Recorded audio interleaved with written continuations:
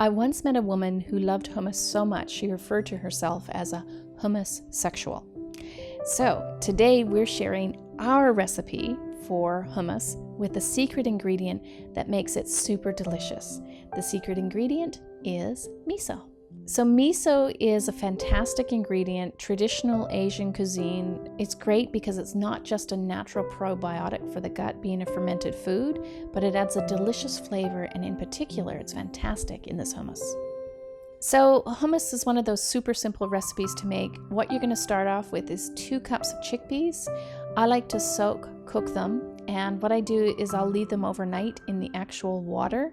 Remember, when you're soaking the chickpeas, you want to drain the water they've soaked in and then cook them in fresh water until they're tender. And then add in 2 cloves of garlic and the juice of 1 large lemon. So next I'm adding 3 tablespoons of tahini, 2 tablespoons of a cold-pressed olive oil, 1.5 teaspoons of salt, and a tablespoon of the miso paste. And we're using a chickpea miso because we're making a chickpea hummus.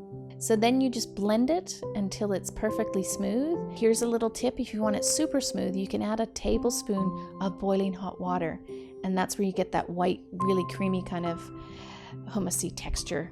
But if you like it a bit chunkier, don't be afraid to just process it to your heart's desired consistency. And there you have it. You can see how simple and easy it is to make a delicious hummus.